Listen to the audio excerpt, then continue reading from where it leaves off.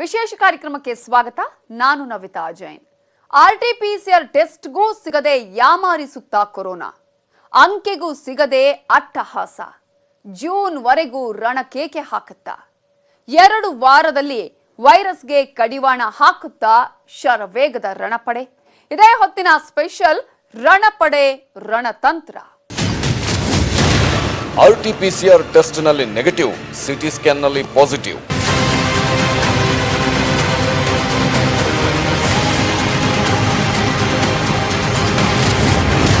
ಟೆಸ್ಟ್ಗೂ ಸಿಗದೆ ಯಾಮಾರಿಸುತ್ತಿದೆಯಾ ರೂಪಾಂತರಿ ವೈರಸ್?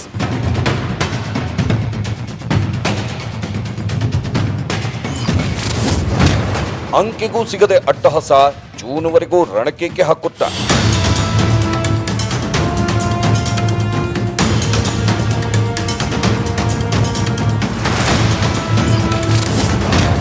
ಮನೆಯಲ್ಲೂ ಮಾಸ್ಕ್ ಧರಿಸಿ ಅಂದಿದ್ಯಾಕೆ ಕೇಂದ್ರ ಸರ್ಕಾರ?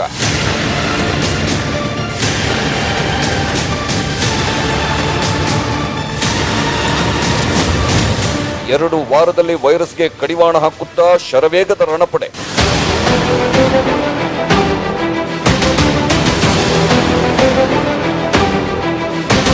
Corona corona corona. ಭಾರತದ ಯಾವ ಮೂಲೆಗೆ ಹೋದ್ರು, ಯಾವ ರಾಜ್ಯಕ್ಕೆ ಹೋದ್ರು ಈಗ ಬರೀ ಕೊರೋನಾದ್ದೇ ಸದ್ದು, ಕೊರೋನಾದ್ದೇ ಆತಂಕ, ಕೊರೋನಾದ್ದೇ ಆರ್ಭಟ. ಒಂದೊಂದೇ ರಾಜ್ಯಗಳನ್ನ ಜಿಲ್ಲೆಗಳನ್ನ ಆವರಿಸ್ತಾ ಇಡೀ ದೇಶವನ್ನೇ ಅಕ್ಷರಶಃ ನಡುಗಿಸಿ ಬಿಟ್ಟಿದೆ ಮಹಾಮಾರಿ ವೈರಸ್. ಅಂಕೆಗೂ ಸಿಗದೆ ಅಟ್ಟಹಾಸ ಹಾಕ್ತಿರುವ ಕೊರೋನಾ ವೈರಸ್ ಇನ್ನೂ ಕನಿಷ್ಠ 2 ತಿಂಗಳು ಬೆಂಬಿಡದ ಭೂತದಂತೆ ಕಾಡಲಿದೆ ಅಂತ ತಜ್ಞರು ಹೇಳ್ತಿದ್ದಾರೆ. ಈಗಲೇ ಕೊರೋನಾದಿಂದ ಆಗ್ತಿರುವ ಅನಾಹುತವನ್ನ ನೋಡೋಕೆ ಆಗ್ತಿಲ್ಲ.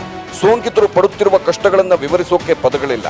ಎಲ್ಲ ಸಂಕಷ್ಟಗಳ ಜೊತೆಗೆ ಈಗ ಕೊರೋನಾ ಅಬ್ಬರಕ್ಕೆ ಕಡಿವಾಣ ಹಾಕಲು ಅನ್ಯ ಮಾರ್ಗ ಕಾಣದೆ ಸರ್ಕಾರ ಟಫ್ ರೂಲ್ಸ್ ಗಳನ್ನ ಜಾರಿಗೆ ತಂದಿದೆ. ಕೊರೋನಾ ಕಂಟ್ರೋಲ್ಗೆ ಸರ್ಕಾರ ತಂದ ಈ ಟಫ್ ರೂಲ್ಸ್ ಬಡ ಕಾರ್ಮಿಕರ ಬದುಕನ್ನ ಮತ್ತಷ್ಟು ದುರ್ಬಲಗೊಳಿಸಿದೆ. ಹೀಗೆ ಕೊರೋನಾ 2ನೇ ಅಲೆ ಅಬ್ಬರದಿಂದ ಸಾಲು ಸಂಕಷ್ಟಗಳು, ಸಾಲು ಸವಾಲುಗಳು ಎದುರಾಗಿರುವ ಬೆನ್ನಲ್ಲೇ ಮಹಾಮಾರಿ ವೈರಸ್ ಕೊಡ್ತಿದೆ back to back shock.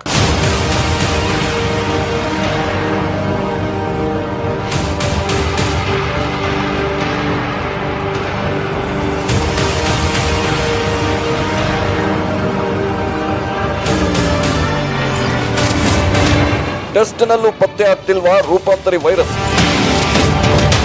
RTPCR test ನಲ್ಲಿ ನೆಗೆಟಿವ್ ಬಂದ್ರೆ ನೆಗ್ಲೆಕ್ಟ್ ಬೇಡ.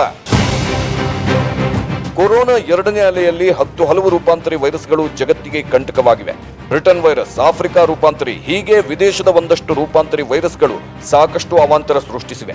ಭಾರತದಲ್ಲಿ ಪತ್ತೆಯಾದ ಡಬಲ್ ರೂಪಾಂತರಿ, ತ್ರಿಬಲ್ ರೂಪಾಂತರಿ ವೈರಸ್ಗಳು ಈಗ ಹೆಚ್ಚಾಗಿದ್ದು ಕೊರೋನಾ 2ನೇ ಅಲೆ ತೀವ್ರತೆಗೆ ಈ ವೈರಸ್ಗಳೇ ಕಾರಣ ಅನ್ನೋ ಅನುಮಾನವೂ ಇದೆ. ಈ ನಿಟ್ಟಿನಲ್ಲಿ ಸಂಶೋಧನೆಗಳು ನಡೆಯುತ್ತಿವೆ. ಅದೇನೇ ಇರಲಿ ವೀಕ್ಷಕರೇ, ಸದ್ಯಕ್ಕೆ ನೀವು ಎಚ್ಚೆತ್ತುಕೊಳ್ಳಬೇಕಾದ ವಿಷಯ ಏನಂದ್ರೆ, ಬಹಳಷ್ಟು ಜನರಿಗೆ ಕೋವಿಡ್ ಲಕ್ಷಣಗಳಿದ್ದು ಟೆಸ್ಟ್ ಮಾಡಿಸ್ಕೊಂಡ್ರು ನೆಗೆಟಿವ್ ಬರ್ತಿದೆ. ಈ ವಿಚಾರದಲ್ಲಿ ಸ್ವಲ್ಪ ಹುಷಾರಾಗಿರಬೇಕಾಗಿದೆ. ಯಾಕಂದ್ರೆ ಕೊರೋನಾ ಸೋಂಕು ತಗುಲಿದ್ರು ಟೆಸ್ಟ್ಗೆ ಒಳಪಟ್ಟ ಕೆಲವರಿಗೆ ಆರ್ಟಿಪಿಸಿಆರ್ ಟೆಸ್ಟ್ ನೆಗೆಟಿವ್ ಅಂತ ಬರ್ತಿದೆ.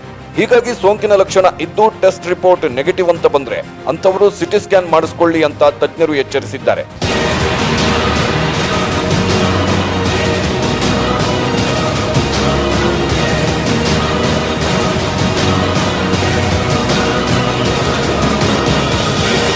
ಕೊರೋನಾ ಸೋಂಕು ಸಾಮಾನ್ಯವಾಗಿ ಕೆಮ್ಮು, ಕಫ, ಶೀತದಂತಹ ಲಕ್ಷಣಗಳಿಂದ ಗೋಚರಿಸಲು ಆರಂಭವಾಗುತ್ತೆ. ಈ ಲಕ್ಷಣ ಕಂಡು ಬಂದ ತಕ್ಷಣ ಆರ್ಟಿಪಿಸಿಆರ್ ಟೆಸ್ಟ್ ಮಾಡಿಕೊಳ್ತಾರೆ. ಆದ್ರೆ ಹೀಗೆ ಟೆಸ್ಟ್ ಮಾಡಿದಾಗ ಕೆಲವರಿಗೆ ನೆಗೆಟಿವ್ ಬಂದಿರೋ ಅದೆಷ್ಟೋ ಉದಾಹರಣೆ ಇದೆ. ಹೀಗೆ ಸೋಂಕು ಲಕ್ಷಣಗಳಿದ್ರು ಕೊರೋನಾ ನೆಗೆಟಿವ್ ಬಂತಲ್ಲ, ಇನ್ನೇನು ಪ್ರಾಬ್ಲಮ್ ಇಲ್ಲ ಅಂತ ಸೋಂಕಿತರು ನಿರಾಳವಾಗ್ತಾರೆ. ಆದ್ರೆ 2-3 ದಿನ ಕಳೆದರೂ ರೋಗ ಲಕ್ಷಣ ಮಾತ್ರ ಕಡಿಮೆ ಆಗಲ್ಲ. ದಿನದಿಂದ ದಿನಕ್ಕೆ ರೋಗ ಉಲ್ಬಣವಾಗುತ್ತಾ ಹೋಗುತ್ತೆ. ಆಗ ಮತ್ತೊಮ್ಮೆ ಟೆಸ್ಟ್ ಮಾಡಿಸ್ಕೊಳ್ತಾರೆ. ಆ ಸಂದರ್ಭ ಪಾಸಿಟಿವ್ ಬರುತ್ತೆ. ಅಷ್ಟರಲ್ಲಾಗಲೇ ಸೋಂಕು ಶ್ವಾಸಕೋಶಕ್ಕೆ ಹಾನಿ ಮಾಡದೆ ಇದ್ರೆ ಚಿಕಿತ್ಸೆ ಪಡೆದು ಬಹುಬೇಗ ಚೇತರಿಸಿಕೊಳ್ಳಬಹುದು. ಆದ್ರೆ ಕೆಲವರು ನೆಗೆಟಿವ್ ಬಂದ ಬಳಿಕ ರೋಗ ಲಕ್ಷಣ ಇದ್ರೂ ಕಡೆಗಣಿಸಿ ಮತ್ತೆ ಟೆಸ್ಟ್ ಮಾಡಿಸಿಕೊಳ್ಳಲು ಹೋಗಲ್ಲ, ವೈದ್ಯರನ್ನು ಭೇಟಿಯೂ ಆಗಲ್ಲ. ಅಂತವರಿಗೆ ಅಪಾಯ ಎದುರಾಗುತ್ತಿದೆ. ಹೀಗಾಗಿ ರೋಗ ಲಕ್ಷಣಗಳಿದ್ರೂ ಟೆಸ್ಟ್ ನಲ್ಲಿ ನೆಗೆಟಿವ್ ಬಂದ್ರೆ ಸಿಟಿ ಸ್ಕ್ಯಾನ್ ಮಾಡಿಕೊಳ್ಳುವುದು ಬೆಟರ್ ಅಂತಾರೆ ತಜ್ಞರು. ಇನ್ನು ಆರೋಗ್ಯ ಸಚಿವ ಡಾಕ್ಟರ್ ಸುಧಾಕರ್ ಕೂಡ ಸಿಟಿ ಸ್ಕ್ಯಾನ್ ನಲ್ಲಿ ಸೋಂಕು ಇರೋದು ಪತ್ತೆ ಆದ್ರೆ ಅಂತವರಿಗೆ ಕೋವಿಡ್ ಚಿಕಿತ್ಸೆ ನೀಡಿ ಅಂತ ಎಲ್ಲ ಆಸ್ಪತ್ರೆಗಳಿಗೆ ಸೂಚಿಸಿದ್ದಾರೆ.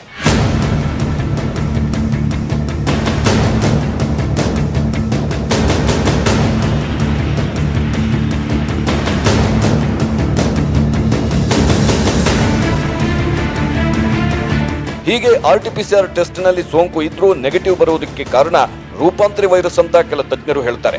ಹಾಗಂತ ನೆಗೆಟಿವ್ ಬಂದ ಎಲ್ಲರೂ ಬೆಚ್ಚಿ ಬಿದ್ದು ಸಿಟಿ ಸ್ಕ್ಯಾನ್ಗೆ ಓಡಾಡಬೇಕಾದ ಅವಶ್ಯಕತೆ ಇಲ್ಲ, ಆತಂಕ ಪಡಬೇಕಾದ ಅಗತ್ಯವೂ ಇಲ್ಲ.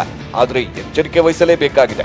ನೆಗೆಟಿವ್ ರಿಪೋರ್ಟ್ ಬಂದ ಬಳಿಕವೂ ಕೊರೋನಾ ಸೋಂಕಿನ ಗಂಭೀರ ಲಕ್ಷಣಗಳು ಕಂಡುಬಂದ್ರೆ ಸಿಟಿ ಸ್ಕ್ಯಾನ್ ಮಾಡಿಸಿಕೊಳ್ಳುವುದು ಅಥವಾ ವೈದ್ಯರನ್ನ ಭೇಟಿಯಾಗಿ ಮಾರ್ಗದರ್ಶನ ಪಡೆದುಕೊಳ್ಬೇಕು. ಯಾಕಂದ್ರೆ ಸೋಂಕು ಗಂಭೀರ ಹಂತಕ್ಕೆ ಹೋದ್ರೆ ಚೇತರಿಸಿಕೊಳ್ಳುವುದು ಕಷ್ಟ. ನಿಮ್ಗೆ ಗೊತ್ತಿದೆ, ಕೊರೋನಾ ಸೋಂಕಿತ ಗಂಭೀರ ಹಂತಕ್ಕೆ ಹೋದ್ರೆ ಅಂತಹ ರೋಗಿಗಳನ್ನ ಯಾವುದೇ ರೆಮ್ಡೆಸಿವಿರ್ ಆಗಲಿ, ಆಕ್ಸಿಜನ್, ವೆಂಟಿಲೇಟರ್ ವ್ಯವಸ್ಥೆ ಆಗಲಿ ಬದುಕಿಸೋದು ಕಷ್ಟ. ಅದರಲ್ಲೂ ಈಗಾಗಲೇ ಬೆಂಗಳೂರು, ತುಮಕೂರು, ಮೈಸೂರು ಹೀಗೆ ಕೊರೋನಾ ಸೋಂಕು ಹೆಚ್ಚಾಗಿ ಐಸಿಯು, ವೆಂಟಿಲೇಟರ್ ಸಿಗುತ್ತಿಲ್ಲ. ಹೀಗಾಗಿ ನಿರ್ಲಕ್ಷ್ಯ ಬಿಟ್ಟು ಆರೋಗ್ಯದ ಬಗ್ಗೆ ಎಚ್ಚರಿಕೆ ವಹಿಸಲೇಬೇಕು. ಸೋಂಕಿನ ಪ್ರಾಥಮಿಕ ಲಕ್ಷಣ ಕಂಡು ಬಂದ ತಕ್ಷಣವೇ ವೈದ್ಯರ ಸಲಹೆ ಪಡೆದು ಸೂಕ್ತ ಔಷಧ ತೆಗೆದುಕೊಂಡ್ರೆ 100 ವರ್ಷ ದಾಟಿದವರಿಗೂ ಕೊರೋನಾದಿಂದ ಯಾವುದೇ ಅಪಾಯ ಆಗಲ್ಲ.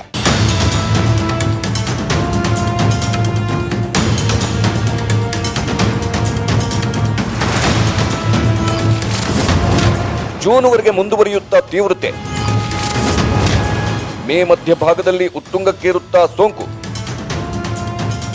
ಎರಡನೇ ಅಲೆಯಲ್ಲಿ ಕೊರೋನಾ ವೇಗವಾಗಿ ಹರಡುತ್ತಿದೆ, ಹೆಚ್ಚು ಗಂಭೀರ ಲಕ್ಷಣಗಳಿಗೂ ಕಾರಣವಾಗ್ತಿದೆ. ಹಿಂದೆಂದೂ ಎದುರಾಗದ ಸಾಲು ಸಾಲು ಸಮಸ್ಯೆಗಳು ಉದ್ಭವಿಸಿದೆ. ಇದಕ್ಕೆಲ್ಲ ಕಾರಣ ರೂಪಾಂತರಿ ವೈರಸ್. ಹೌದು, ರೂಪಾಂತರಗೊಂಡ ವೈರಸ್ ಹರಡುವಿಕೆಯ ವೇಗ ಹೆಚ್ಚಿದೆ. ಹೀಗಾಗಿ ಸೋಂಕು ನಿಯಂತ್ರಿಸೋದು ಕಷ್ಟವಾಗ್ತಿದೆ.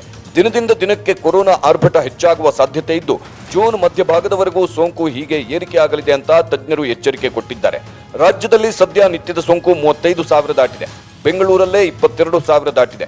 ಮುಂದಿನ ದಿನಗಳಲ್ಲಿ ಬೆಂಗಳೂರಲ್ಲೇ ನಿತ್ಯ 35ರಿಂದ 40,000 ಪ್ರಕರಣಗಳು ಪತ್ತೆಯಾಗಲಿದೆ ಅಂತ ಕೋವಿಡ್ ತಾಂತ್ರಿಕ ಸಲಹಾ ಸಮಿತಿ ಸದಸ್ಯ ಡಾಕ್ಟರ್ ಸಿಎನ್ ಮಂಜುನಾಥ್ ಎಚ್ಚರಿಕೆ ನೀಡಿದ್ದಾರೆ. ಹಾಗಾಗಿ ಇನ್ನೂ ಮುನ್ನೆಚ್ಚರಿಕೆ ವಹಿಸದೆ ಹೋದ್ರೆ ಪರಿಸ್ಥಿತಿ ಮತ್ತಷ್ಟು ಗಂಭೀರ ಹಂತಕ್ಕೆ ಹೋಗುವ ಸಾಧ್ಯತೆ ಇದೆ.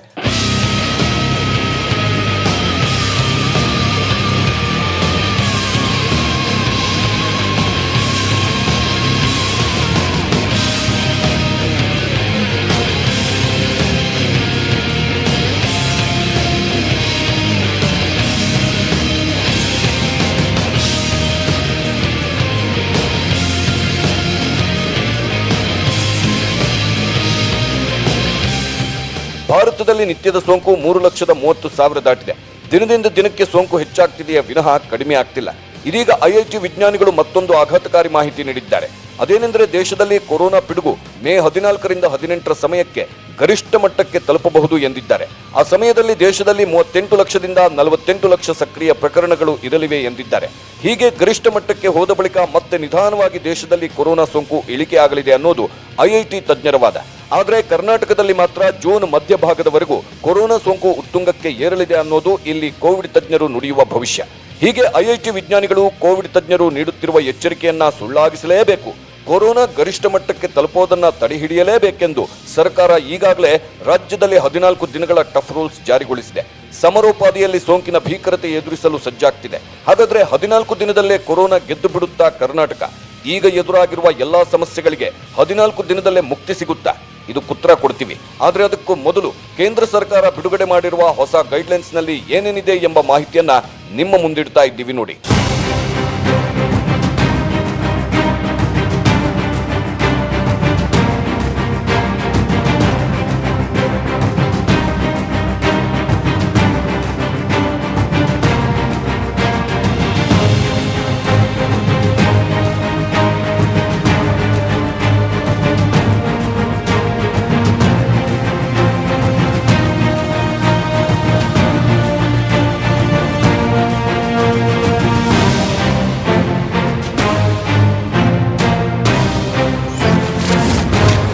ಮನೆಯಲ್ಲಿದ್ರೂ ಮಾಸ್ಕ್ ಧರಿಸಿ ಅಂದಿದ್ಯಾಕೆ?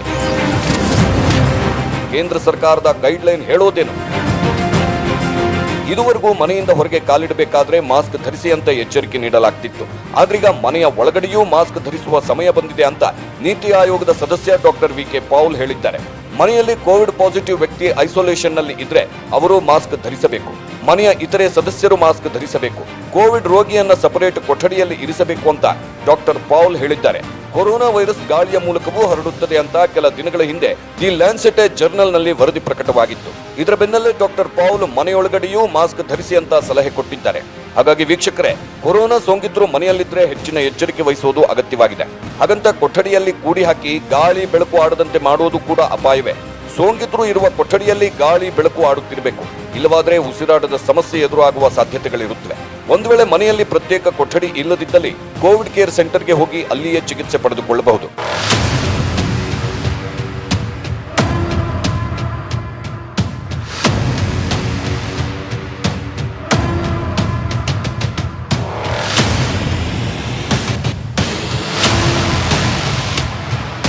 ಇನ್ನು ಕೇಂದ್ರ ಸರ್ಕಾರ ಹೊಸದಾಗಿ ಬಿಡುಗಡೆ ಮಾಡಿದ ಮಾರ್ಗಸೂಚಿಯಲ್ಲಿ ರಾಜ್ಯ ಮತ್ತು ಕೇಂದ್ರಾಡಳಿತ ಪ್ರದೇಶಗಳಿಗೆ ಕಟ್ಟುನಿಟ್ಟಿನ ಸೂಚನೆ ನೀಡಲಾಗಿದೆ. ಆ ಸೂಚನೆ ಏನೇನು ಅನ್ನೋದನ್ನ ನಿಮ್ಮ ಮುಂದಿಡ್ತಾ ಇದ್ದೀವಿ ನೋಡಿ. ಒಂದು ವಾರ 10% ಪಾಸಿಟಿವಿಟಿ ಬಂದಿದ್ರೆ ಅಂತಹ ರಾಜ್ಯಗಳಲ್ಲಿ ಲಾಕ್ಡೌನ್ ರೀತಿ ನಿರ್ಬಂಧ ವಿಧಿಸಬೇಕು ಅಂತ ಕೇಂದ್ರ ಸರ್ಕಾರ ಸೂಚನೆ ನೀಡಿದೆ. ಇನ್ನು ಯಾವ ರಾಜ್ಯದಲ್ಲಿ 60% ಬೆಡ್ ಭರ್ತಿ ಆಗಿದೆಯೋ ಅಲ್ಲೂ ಕೂಡ ಲಾಕ್ಡೌನ್ ರೀತಿ ನಿರ್ಬಂಧ ವಿಧಿಸಬೇಕು ಅಂತ ಕೇಂದ್ರ ಆದೇಶ ನೀಡಿದೆ. ಇನ್ನು ಅಗತ್ಯ ಸೇವೆ ಹೊರತುಪಡಿಸಿ ಉಳಿದಕ್ಕೆಲ್ಲ ನೈಟ್ ಕರ್ಫ್ಯೂ, ಶಾಲಾ ಕಾಲೇಜು ಧಾರ್ಮಿಕ ಕೇಂದ್ರ ಬಂದ್, ಸಿನಿಮಾ, ಜಿಮ್, ಕ್ಲಬ್, ಪಬ್ ಬಂದ್, ಜಾತ್ರೆ, ಹಬ್ಬ ಹರಿದಿನಗಳಿಗೆ ನಿಷೇಧ, ಮದುವೆಗೆ 50 ಜನ, ಅಂತ್ಯಕ್ರಿಯೆಗೆ 20 ಜನ ಸೀಮಿತ, ಬಸ್ ರೈಲುಗಳಲ್ಲಿ 50% ಪ್ರಯಾಣ, ಕ್ಯಾಬ್, ಟ್ಯಾಕ್ಸಿ, ಕಚೇರಿಗಳಿಗೂ ಇದೇ ನಿಯಮವನ್ನ ಅನ್ವಯಿಸಲಾಗಿದೆ. ಇದು ಕೇಂದ್ರ ಸರ್ಕಾರ ರಾಜ್ಯ ಸರ್ಕಾರಗಳಿಗೆ ಸೂಚಿಸಿದ ಮಾರ್ಗಸೂಚಿಯಷ್ಟೇ. ರಾಜ್ಯ ಸರ್ಕಾರಗಳು ಕೇಂದ್ರದ ಈ ಮಾರ್ಗಸೂಚಿಯನ್ನ ಇಟ್ಟುಕೊಂಡು ಕೋವಿಡ್ ಗಂಭೀರತೆಗೆ ಅನುಗುಣವಾಗಿ ಮತ್ತಷ್ಟು ಕಠಿಣ ನಿರ್ಬಂಧ ಹೇರಬಹುದು. ಕರ್ನಾಟಕದಲ್ಲಿ ಈಗಾಗಲೇ 14 ದಿನದ ಟಫ್ ರೂಲ್ಸ್ ಜಾರಿಗೆ ತರಲಾಗಿದೆ. ಏನಿರುತ್ತೆ ಏನಿರಲ್ಲ ಅನ್ನೋ ಮಾರ್ಗಸೂಚಿಯನ್ನು ರಾಜ್ಯ ಸರ್ಕಾರ ಬಿಡುಗಡೆ ಮಾಡಿದೆ. ಹಾಗಾಗಿ ಜನರು ಪಾಲಿಸಬೇಕಾಗಿರೋದು ರಾಜ್ಯ ಸರ್ಕಾರಗಳು ಬಿಡುಗಡೆ ಮಾಡಿದ ಮಾರ್ಗಸೂಚಿಯನ್ನ. ಕೇಂದ್ರ ಸರ್ಕಾರ ಬಿಡುಗಡೆ ಮಾಡಿದ ಈ ಮಾರ್ಗಸೂಚಿ ರಾಜ್ಯ ಸರ್ಕಾರಗಳು ಪಾಲಿಸುವಂತೆ ಆದೇಶ ನೀಡಿ ಹೊರಡಿಸಿದ ಮಾರ್ಗಸೂಚಿ. ಹಾಗಾಗಿ ಕನ್ಫ್ಯೂಸ್ ಆಗಬೇಡಿ. ಕರ್ನಾಟಕದಲ್ಲಿ ಕರ್ನಾಟಕ ಸರ್ಕಾರ ಯಾವ ಮಾರ್ಗಸೂಚಿ ಹೊರಡಿಸಿದೆಯೋ ಅದುವೇ ಮುಂದಿನ 14 ದಿನ ಅನ್ವಯವಾಗಲಿದೆ.